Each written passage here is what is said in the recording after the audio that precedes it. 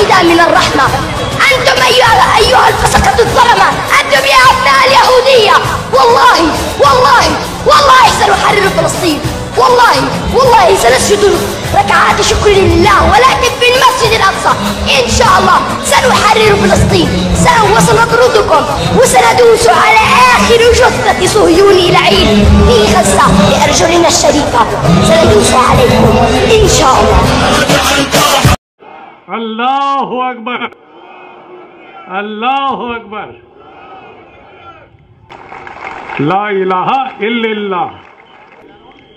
और ये बिल्कुल साफ होना चाहिए कि उस अल्लाह का कोई बेटा नहीं है, कोई भतीजा, कोई दामाद और कोई नहीं है, एक है अल्लाह।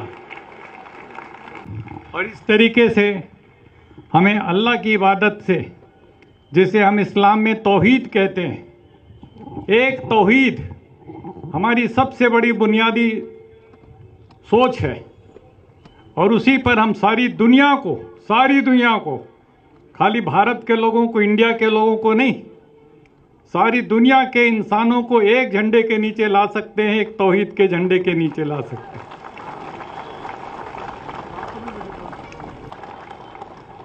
और जब हम अपने पैगंबर को याद करते हैं, इस्लाम में पैगंबर इस्लाम को, हजरत मोहम्मद साहब सल्लल्लाहु अलैहि वसल्लम, तो हम साफ शब्दों में कहते हैं रहमतुल लिल आलमीन, रहमतुल लिल मुसलमीन नहीं। इसलिए सारी दुनिया और उसके लिए करुणा, उसके लिए दया, उस पैगाम को लेकर के जो लोग सारी दुनिया में, इसलिए इस्लाम खाली मुसलमानों का नहीं है, पूरी इंसानियत का मजहब है। और इस नाते से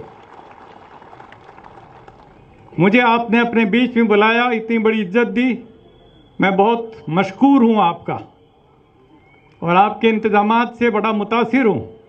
मुझे बहुत खुशी हो रही है। 1984 में जब इंदिरा गांधी जी की हत्या के बाद सिखों को कत्ल गारत हुई, तो सबसे पहले सिखों को बचाने के लिए मैं कूदा था।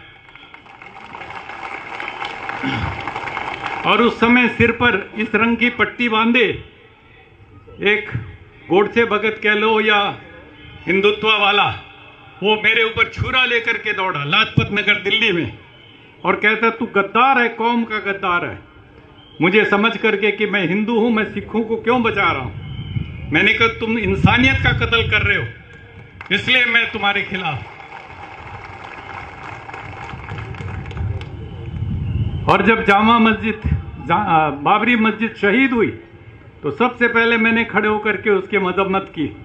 तो मैंने कहा ये बिल्कुल गलत काम हुआ है, हमारे देश के संविधान के स्पिरिट के साथ धोखा हुआ है।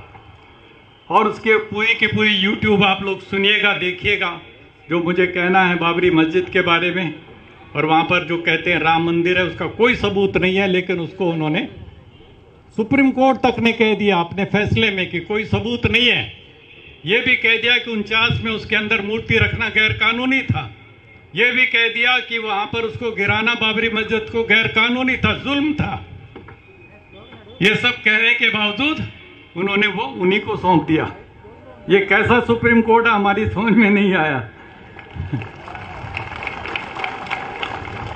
लेकिन अब हमें उम्मीद है आने वाले दिनों में जब इसके ऊपर बहस होगी, इन कानूनों के ऊपर, तो कम से कम कुछ इंसाफ की हम उम्मीद जगाए बैठे हैं, देखते हैं कितना मिलेगा।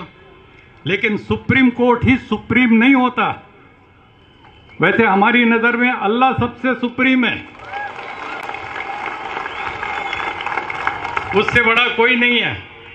জামিন পেয়ে হঠাৎ আদালতে অসুস্থ হয়ে পড়লেন চিত্রনায়িকা পরিমণি। দেরিতে আদালতে যাওয়ায় এ সময় তাকে সতর্ক করেন আদালত। জামিনের সময়সীমা শেষ হওয়ায় দুপুরে সিএমএম কোর্টে হাজির হয়ে নতুন করে জামিন চাইলে আদালত জামিন বহাল রাখেন। তবে মাদক মামলায় দেয়া চার্জশিট গ্রহণ করা হয়। আসার কথা ছিল সকাল 10টায়, পরিমণি আসলেন দুপুর 1:45টায়। হেঁটে 6 তলায় উঠে ক্লান্ত হয়ে পড়েন তিনি। 12টার জামিন শুনানি শুরু হওয়ার কথা থাকলেও শুরু হয় দুপুর 2টায়। মাদক মামলায় গত 31 আগস্ট তাকে জামিন দেন মহানগর দায়রা জজ আদালত। মামলার চার্জশিট দেয়া পর্যন্ত জামিনের সময়সীমা ছিল। 4 অক্টোবর আদালতে চার্জশিট দেন সিআইডি পুলিশ। তাই নতুন করে আজ জামিন আবেদন করেন পরিমণির আইনজীবীরা। শুরুতে স্থায়ী জামিন চাইলে আবেদন সংশোধন করতে বলেন বিচারক। পরে স্বাভাবিক জামিন বহালের আবেদন করলে 50,000 টাকা বন্ডে আদালত তা মঞ্জুর করেন। মামলায় অন্য 2 আসামিরও জামিন বহাল রাখা হয়েছে। আমার নির্দেশ ছিল 12টার আগে যেন তিনি বিজ্ঞ আদালতে প্রবেশ না করেন। সেই অনুপাতে উনি বাসা থেকে যখন বের হওয়ার পর অনেক জ্যামে পড়ে যাওয়ায় একটু লেট হয়ে গেছে বিজ্ঞ আদালতে উপস্থিত। পরিমণি প্রচণ্ড গরমে আজ কয়েকদিনই একটু অসুস্থ ছিল। আজকে বিজ্ঞ আদালতে খুব সাফোকেটিং পরিবেশ থাকায় সবাই ভিড় জমায়, যার কারণে একটু অসুস্থ হয়ে পড়ে, প্রেশারটা লো ছিল। শুনানির সময় জামিনের বিরোধিতা করেন রাষ্ট্রপক্ষের আইনজীবীরা। সিআইডির দেয়া চার্জশিটে পরিমণির কাছে মাদক ছিল এ কথা প্রমাণিত হয়েছে বলে আদালতকে জানান তারা। এ সময় পরিমণি দেরি করে আদালতের সময় নষ্ট করায় তীব্র সমালোচনা করেন সিনিয়র আইনজীবীরা। ভুল স্বীকার করে ক্ষমা চান পরিমণির আইনজীবীরা। আদালত এই চিত্রনায়িকাকে সতর্ক করেন। এ সময় পরিমণিদের বিরুদ্ধে দেয়া চার্জশিট গ্রহণও করেন আদালত। এটা প্রাথমিকভাবে প্রমাণিত হয়েছে যে তার কাছ থেকে মাদকগুলি উদ্ধার হয়েছে এবং এই দোষে সে দোষী। যেহেতু চার্জশিট চলে আসছে, আদালতে সেই চার্জশিট গ্রহণ করেছে এবং এটা এখন যেহেতু 3 জন আসামি তারা জামিনে আছে, কোনো আসামি পলাতক নেই, অতএব এখানে এই বিচারিক আদালতে মামলাটা চলে যাবে বিচারের জন্য। জামিনের পর পরিমণি এজলাস কক্ষ থেকে বের হয়ে আবার সেখানে ঢুকে পড়েন। অসুস্থ বোধ করায় এজলাসের বেঞ্চে শুয়ে কিছুক্ষণ বিশ্রাম নিতে দেখা যায় তাকে। মিনিট 15 পর তার সহকারী ও পুলিশ সদস্যদের কাঁধে ভর করে নিচে নামেন। পরিমণির বিরুদ্ধে দায়ের করা মাদক মামলার পরবর্তী কার্যক্রম চলবে বিচারিক আদালত মহানগর দায়রা জজ আদালতে। মনিরুল ইসলাম, যমুনা নিউজ, ঢাকা।